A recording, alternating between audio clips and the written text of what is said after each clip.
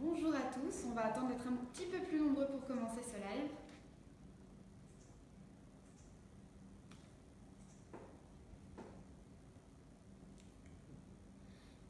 Ça arrive doucement. Je pense qu'on peut commencer. Alors bonjour à tous, bienvenue sur le live de la semaine chez Wamiz. Alors aujourd'hui c'est la journée internationale du chat, du coup on a dédié ce live au chat.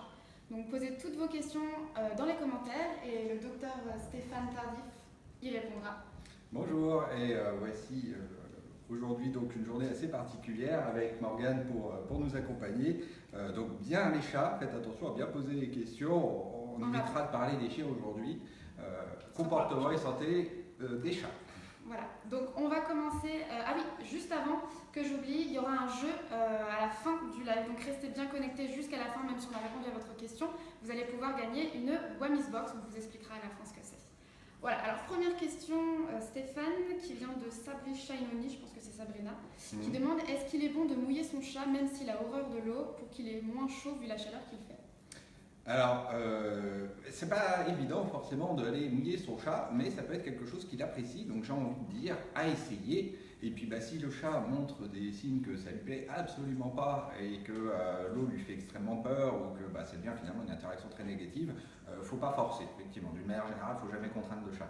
Par contre, il y a des chats qui aiment bien l'eau, notamment ceux par exemple qui sont déjà attirés par les robinets ouverts et qui des fois vont mettre la tête directement sous l'eau. Faut pas hésiter, profitez-en, mouillez-les et ça peut pas leur faire des mal d'avoir un petit rafraîchissement à ce niveau-là. Super, merci Stéphane. Alors la question de Sonia maintenant, qui dit bonjour, nous partons 10 jours en vacances, combien de temps mon chat peut-il rester seul? Il peut entrer et sortir. Ma voisine viendra le voir de temps en temps? Merci. Là c'est pareil, ça va dépendre des chats, mais globalement il faut savoir que le chat peut rester seul quand il reste dans son domicile si jamais il reçoit la visite de quelqu'un qui s'assure de son alimentation et qui soit en bonne santé, qui n'ait pas de soucis particuliers. Si jamais il a un accès libre à l'entrée et la sortie de la maison, donc potentiellement tout son territoire, il va continuer à mener sa vie quotidienne. Il peut y avoir des fois des mal-être liés au fait que l'absence des propriétaires, c'est des interactions sociales en moins, et pour certains chats qui sont plus familiers de l'humain, ça peut être un petit peu triste. Mais globalement, ils s'en remettent parce que d'une manière générale, le chat est beaucoup plus traumatisé quand il voyage avec nous. Donc le fait de le laisser à la maison, il le supporte beaucoup mieux. Et si jamais il y a une personne que vous connaissez en plus qui passe régulièrement pour s'en occuper, il peut rester 1 semaine, 2 semaines, voire 3 semaines pendant des vacances sans aucun souci. L'important, c'est vraiment qu'il y ait le moins de changements possible pour lui, que ses habitudes soient le plus respectées et que la personne qui passe potentiellement aussi soit quelqu'un de connu et pas effrayant, qui puisse vérifier que le chat est présent et en bonne santé. Super. Alors, prochaine question qui vient de Steph. Bonjour, mon Léon a une tache sur une dent. Il a 3 ans. Que puis-je faire et ça pourrait venir de quoi? Merci. Voilà, alors sans aller vérifier, malheureusement, ça, on est typiquement sur une question de santé où là, il faut aller voir le vétérinaire parce que je ne peux pas deviner ce qu'il y a sur cette tache. Il peut y avoir plein de raisons. La première à laquelle on va penser, évidemment, c'est une carie, mais ça peut être simplement une déminéralisation ou une tache quelconque qui n'a pas d'incidence particulière sur sa santé. Donc, allez explorer ça avec un vétérinaire au cours d'une petite consultation. Ça vous permettra d'avoir la réponse très rapidement. Super. Alors, Eva maintenant. Bonjour, je compte adopter un chien, mais j'ai un chat de 6 ans. Comment faire pour que cela ne finisse pas en guerre? Ça aurait été plus simple si vous aviez eu le chien avant. Il faut savoir que les chats supportent mal les changements et en particulier l'arrivée d'un nouvel individu sur leur territoire. Donc ce qu'il est important de vérifier avant, c'est comment votre chat tolère la présence d'un chien dans le domicile. En gros, il n'y a pas de technique ultime là-dessus, il faut faire en fonction des problèmes qu'on rencontre. Et moi ce que j'aime bien proposer aux gens pour limiter les problèmes, c'est des adoptions de chiens entre guillemets en gardiennage avant l'adoption finale pour tester justement la relation du chat avec d'autres individus et voir si ça devient terrible à gérer et un mal-être très délicat à gérer pour lui. Donc à voir en fonction vraiment du chat. Pour ce qui est du chien qui va arriver sur le domicile, en général le chien s'adapte relativement bien aux autres animaux et en particulier quand c'est lui qui arrive. Donc le souci ne viendra très probablement pas du chien. Donc à tester avec votre chat, si jamais il supporte la présence d'autres animaux dans le foyer et surtout comment il réagit par rapport à ça. C'est de grandes chances qu'il soit contrarié, mais il pourra le tolérer en quelques semaines ou quelques mois, mais il y en a certains qui vont se mettre à uriner sur les canapés, à faire des destructions, qui vont fuguer si jamais ils ont déjà accès à l'extérieur, il y a même des chats qui déménagent dans ces situations. Voilà, il ne faut pas exclure le côté très sensible du chat et je vous conseille de tester si possible avant en gardant des chiens par exemple pendant 1 ou 2 semaines. Très bien, merci. Flora maintenant demande: bonjour, suite à la séparation avec mon compagnon, mes chats ne mangent plus, que puis-je faire? Bien voilà, typiquement un changement dans l'environnement du chat qui peut provoquer des réactions comportementales. Alors il faut se méfier parce qu'un chat qui ne mange plus, déjà c'est très inquiétant au niveau de sa santé, parce qu'il gère très très mal le jeûne. Et en plus, il peut y avoir des causes organiques liées à la biologie, pas uniquement au comportement. Donc il faut d'abord vérifier ça avant de penser à un côté psychologique, notamment par rapport à l'environnement et tout ça. Une consultation chez le vétérinaire est un bon moyen pour exclure ça. Et une fois qu'on a exclu tout problème de santé, on va se focaliser sur des causes psychologiques. Et là, comme j'ai dit, effectivement, les changements d'environnement et le départ de votre compagnon est un changement d'environnement, ça peut causer ce genre de trouble. Alors, à vérifier quand même, parce que la perte d'appétit, généralement, c'est des problèmes importants. Et là, le chat fait montre qu'il ne s'adapte pas. Donc, je vous invite vraiment à explorer ce souci et à ne pas focaliser sur cette cause-là, même si ça peut l'être. Il doit y avoir d'autres causes derrière. Sophie, maintenant, bonjour, mon chat Kenzo, persan de 6 ans, depuis quelques mois, nous fait pipi dans nos chaussures. Cela fait 3 mois, il ne l'avait jamais fait auparavant, que faire? Ben là, c'est pareil. Encore une fois, bon, en fait, ce qu'il faut retenir, c'est que le chat, quand il est en mal-être, a tendance à manifester son mal-être de bien des façons, mais ça peut être perte d'appétit ou problème de comportement, ça va être malpropreté, agressivité, ou fugue, ou même résignation avec une absence totale de motivation et comportement exploratoire.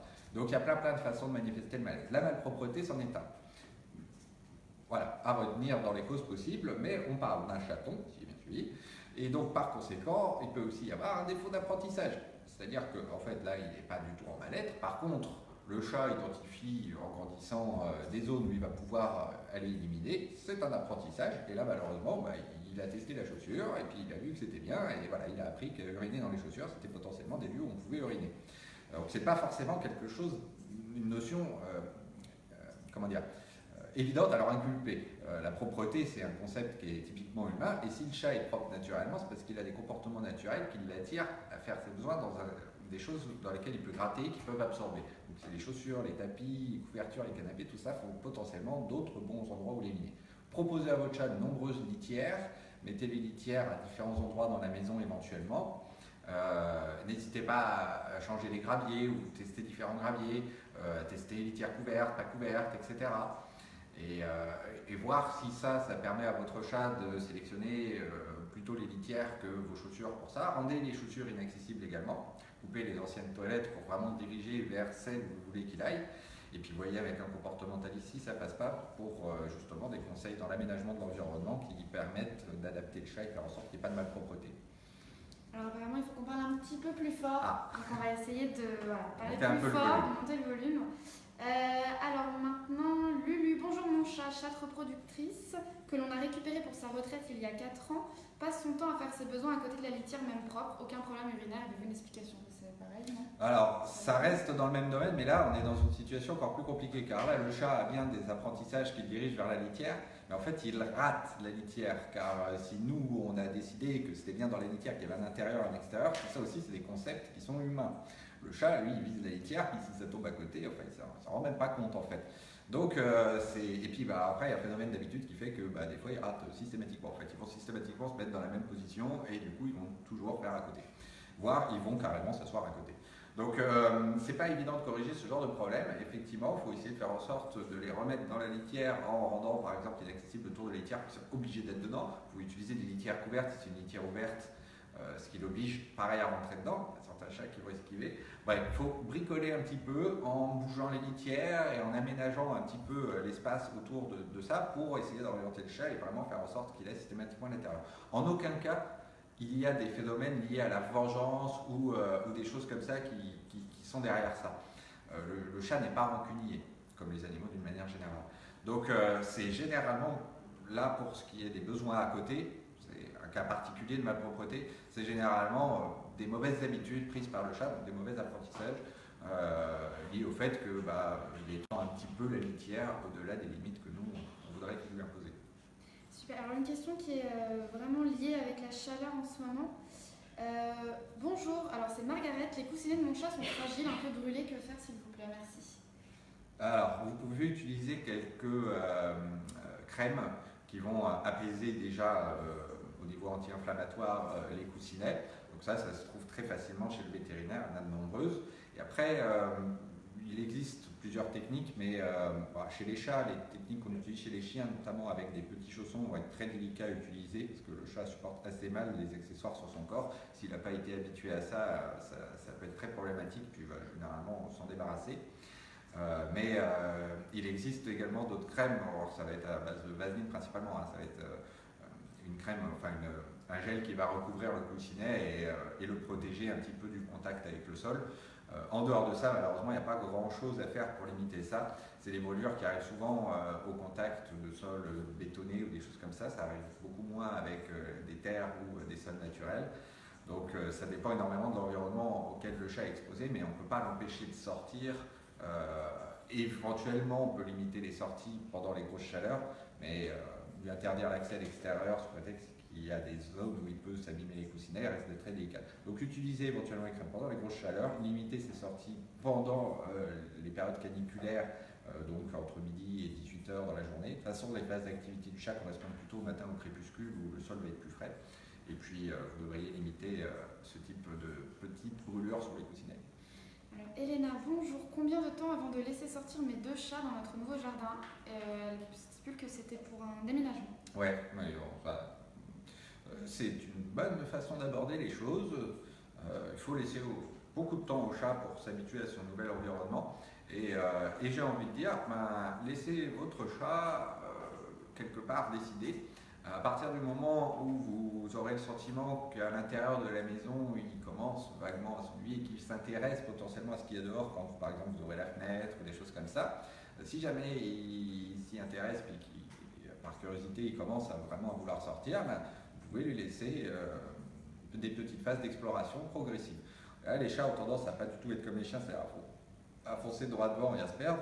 Ils ont tendance, quand ils partent de chez eux, à faire des cercles concentriques et à augmenter la taille de leurs explorations très progressivement, toujours en gardant en quelque part un pied dans la maison, c'est-à-dire la possibilité de revenir et surtout le fait de ne pas se perdre. Donc c'est quelque chose qu'il va faire progressivement et sans trop se mettre en danger.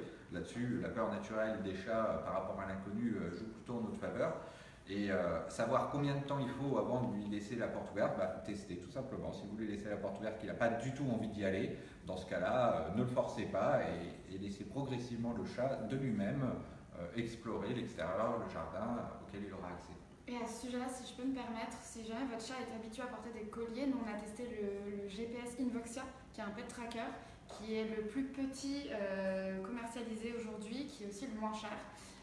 Donc voilà, je vous le conseille, on le vous conseille ici à la rédaction parce qu'on a testé et on vous mettra le lien de l'article test en commentaire. J'en profite pour rebondir d'ailleurs que ce genre de produit vous permet de vous informer sur les trajets que fait votre chat à l'extérieur. Et il faut savoir que depuis quelques années que ce type de produit existe, ils intéressent beaucoup les éthologues comme moi parce que c'est des données qu'on n'a pas. En fait, on ignore complètement ce que fait le chat à l'extérieur et on découvre vraiment des choses via ces données-là quand on analyse les populations de chats. Donc, au-delà même de l'aspect sécurité dont Morgane vous a parlé, qui est particulièrement intéressant sur un chat qui va explorer un nouveau territoire, en plus, vous avez un intérêt dans la recherche fondamentale qui est assez prodigieux. Ouais, ça permet de comprendre un peu mieux le comportement. On a redéfini la notion de territorialité chez le chat grâce à ça. Parce que là où avant on pensait que les territoires de chat c'était des ensembles bien limités sur lesquels chaque chat intervenait et où il ne se croisait pas, en réalité, avec les premières études qui sont issues des observations de ces GPS, nous avons observé que tous les territoires de chats se recoupent les uns les autres. En fait, c'est moins des territoires que des domaines de vie et les marquages urinaires qu'ils ont tendance à effectuer ont tendance pas à délimiter le territoire, mais plutôt à informer les autres chats de la présence de celui-là pour qu'ils ne se croisent pas, parce que les territoires se recoupent. Donc on a changé notre vision du territoire du chat et de la socialité du chat grâce à l'étude faite par ces GPS. Merci. Alors on passe aux questions du coup. Alors Cindy, c'est les vacances, nous partons une semaine sans notre petite boule de poil. Nous avons acheté un distributeur de croquettes, mais nous avons peur que celui-ci mange tout avant la fin de la semaine. Que pouvons-nous faire? Donc là, on part du principe que personne n'est là pour intervenir. Voilà, c'est un petit peu plus compliqué à gérer effectivement, parce que ça dépend comment votre chat gère son alimentation en croquettes, mais si c'est vous qui régulez, oui, il risque de s'en donner à cœur joie, et ce d'autant plus qu'il va être seul et qu'il les aura donc à disposition. Bon, il existe différents types de régulateurs de croquettes qui permettent de pallier à ça, notamment des distributeurs avec, des distributeurs, j'allais dire, mais bon, je parle, il y a un truc qui va programmer automatiquement la distribution en quantité des croquettes. Donc il y en a plusieurs formes, soit ça va être des choses qui vont faire tomber les croquettes dans la gamelle en comptant la quantité de croquettes qui est distribuée, soit ça va être des petits clapets qui s'ouvrent, puis vous avez un clapet par repas, par jour. Voilà, il existe plein de machines différentes comme ça. Certaines ne sont pas encore commercialisées en France d'ailleurs, donc il faut aller regarder ce qui existe sur les différentes boutiques en ligne qui peuvent proposer ce type de produit. Et puis sinon, malheureusement, il faut voir avec des entreprises de gardiennage. Il y en a beaucoup qui proposent ce type de service. Comme on l'a dit tout à l'heure, ça peut être une personne qu'on connaît, mais vous pouvez également faire intervenir une personne qui viendra éventuellement vérifier et contrôler les stocks et la distribution de la nourriture le plus régulièrement possible. En fait, idéalement, il faudrait que ce soit une fois par jour, mais si elle vient une fois tous les 3 jours pour remplir la gamelle pour 3 jours, là, ça pourra faire une moyenne beaucoup plus équilibrée pendant vos vacances. Alors, Corinne maintenant demande: bonjour, ma minette miaule comme si elle était en chaleur alors qu'elle est stérilisée, est-ce normal? C'est assez inédit, mais bon, vous avez un chat qui est bavard, quoi. Ça reste, expliquer les miaulements du chat sans avoir le contexte autour, c'est très délicat, parce qu'il peut y avoir plein de raisons qui font qu'un chat devient très bavard en vieillissant. Par contre, c'est vrai que les miaulements, les roucoulements typiques des chaleurs sont assez particuliers. C'est rare que le chat les utilise dans d'autres circonstances que les chaleurs, mais ça arrive. Il y a des chats très bavards et qui vont avoir, c'est des chatons, enfin, des miaulements de chatons. C'est des miaulements très roucoulants qui vont être souvent faits d'un chat à un autre dans le jeu, mais pourquoi pas avec vous et de la part d'une chatte adulte stérilisée. Sans avoir le contexte, ça va être dur de vous dire pourquoi la chatte miaule. Mais en tout cas, c'est tout à fait possible qu'elle miaule comme ça, malgré la stérilisation, de la même façon qu'on a des comportements sexuels chez les animaux alors qu'ils sont stérilisés. Laurie demande: pour un chat de 13 ans, que faut-il faire pour éviter le coup de chaleur car elle ne mange plus comme avant et boit très peu? Comme en ce moment il fait chaud. Ouais, pour limiter le coup de chaleur d'une manière ou d'une autre, que ce soit si vous avez le chat ou un autre, il ne faut pas hésiter à augmenter le nombre de gamelles dans son environnement. Parce qu'alors, c'est quelque chose que je ramène souvent dans la conversation, mais c'est très délicat de percevoir ça chez le chat. Il n'a pas du tout la même façon de s'alimenter que nous, et notamment, normalement, il mange un régime composé à base de proies, et il en mange très régulièrement au cours de la journée. Et les proies, c'est des animaux qui contiennent 70% d'eau. Donc il y a plus de la moitié de l'eau que le chat est censé s'accaparer qui vient dans son alimentation. Donc ça, c'est le premier point. Un bon moyen déjà d'hydrater son chat, c'est de lui donner une alimentation humide. Donc vous pouvez humidifier les croquettes ou vous pouvez lui donner des pâtés ou des choses qui contiennent déjà 70-80% d'eau. Ça, c'est le premier point, et en plus, ça joue sur sa satiété en augmentant le volume des repas, donc ça a un effet bénéfique. Et le deuxième point, comme j'ai dit, les gamelles d'eau, ça vous en mettez à différents endroits, et ce d'autant plus qu'un n'importe quel animal, ou en tout cas le chat sur son domaine de vie, a tendance à avoir plusieurs points d'eau. Là, vous allez le stimuler à boire en fait en lui proposant dans son champ de vision des gamelles d'eau à différents endroits. Parce que lui, il ne va pas forcément penser: tiens, j'ai soif, je vais aller chercher la gamelle d'eau. Par contre, quand il tombe devant la gamelle d'eau, ça va l'inviter à boire et à s'hydrater beaucoup plus souvent. Et une autre façon aussi d'attirer le chat vers l'eau, autrement qu'en augmentant le nombre de gamelles, c'est de mettre des fontaines à eau, parce que les eaux coulantes ont tendance à être des eaux assez attirantes pour le chat. Donc ça peut être aussi une autre solution pour l'inciter à boire et qu'il reste hydraté. Merci beaucoup. Il est temps de passer maintenant au jeu. Pour remporter une Wami's Box, on va vous montrer donc la photo d'un chat. Et il va falloir deviner dans les commentaires la race de ce chat. C'est le premier qui trouve. Qui donc remporte la Wami's Box. Et juste avant, pour une précision, la Wami's Box, c'est quoi? C'est une boîte en carton avec plein de cadeaux pour votre chat. Alors, la race à deviner cette semaine, c'est celle-là. Donc voilà, on laisse quelques secondes pour les premières personnes pour trouver. Et en attendant, on va poser une dernière question. Et alors, Alicia il y a un chat qui ne sort jamais, souffre-t-il du manque de liberté? C'est une grande question, je pense. Et c'est une très bonne question parce que c'est humblement pour nous très difficile d'estimer ça quand on a beaucoup de nos chats qui vivent en appartement par exemple et qui d'ailleurs ne montrent pas forcément de signes de mal-être liés à ça. Donc le chat dans la nature a tendance à avoir beaucoup de déplacements et à avoir un espace de vie qui est considérable, largement supérieur à la surface que peut offrir n'importe quel appartement, si grand soit-il. Donc effectivement, on limite les déplacements du chat en l'obligeant à rester enfermé. Après, à côté de ça, il y a des compensations. C'est-à-dire que oui, certes, on a une privation de liberté par rapport à un luxe qu'il a dans son environnement, mais d'un autre côté, il jouit d'autres privilèges à l'intérieur. Il n'a pas froid, il a de la nourriture en abondance, il a de l'attention sociale, même si pour le chat, ce n'est pas franchement un besoin, mais ça peut être aussi une source de plaisir pour les chats familiers humains. Donc, il va y avoir énormément de choses qui vont se passer à l'intérieur qui vont faire que le chat ne va pas forcément être en mal-être. Vous pouvez notamment, par exemple, disposer beaucoup de jouets ou des gamelles cat activity qui vont l'inciter à aller courir partout dans l'appartement chercher les différentes récompenses. Et vous allez avoir un chat qui va s'occuper très positivement tout au long de la journée et qui ne va pas du tout ressentir de mal-être malgré le fait qu'il soit à l'intérieur. On avait fait déjà quelques articles sur le sujet, mais récemment on a publié un article où je renvoyais un lien vers une vidéo américaine où ça se fait beaucoup en Amérique, beaucoup plus qu'en France, mais vous avez des gens qui aménagent leurs intérieurs en parc à chats en fait, avec des étagères sur le haut des murs sur lesquels les chats peuvent circuler. Ils peuvent passer d'une pièce à l'autre en passant comme ça par des petites chatières qu'il a mis dans les portes. Il y a des petits escaliers un peu partout. Bref, il utilise les 3 dimensions de son domicile pour faire un environnement un peu augmenté pour les chats. Et du coup, les chats vivent en bien-être, pas du tout en souffrance par rapport à un manque d'espace ou des choses comme ça, enfermés à l'intérieur. Donc, tout est question d'adaptation, ça dépend aussi du caractère du chat. Il y a des chats qui ne supporteront pas d'être enfermés, une minorité, mais ça existe. Donc il faut s'adapter par rapport à ça, mais d'une manière générale, oui, le chat peut souffrir de l'enfermement. Donc il ne faut pas hésiter à lui proposer beaucoup de compensation et d'enrichissement dans un appartement. Super, merci beaucoup. Alors on va donner la réponse à notre jeu et c'est vous, Stéphane, qui allez annoncer quelle est la race de ce chat. C'est un chartreux. Voilà, c'est un chartreux. Bravo à notre gagnant ou notre gagnante qui remporte donc la remise box. Et quant à nous, c'est le moment de se dire au revoir. On a reçu énormément de questions, comme chaque semaine, donc je vous invite dès à présent, si vous n'avez pas eu votre question qui a été posée, à la poser sur notre rubrique questions-réponses. Le lien va s'afficher dans les commentaires tout de suite même. Et c'est notre docteur vétérinaire Stéphane qui y répondra en personne. Voilà. Et sinon, je vous souhaite une très belle fin de journée. Et je vous dis avec Stéphane à la semaine prochaine pour un nouveau live. Une bonne semaine. Au revoir. Au revoir.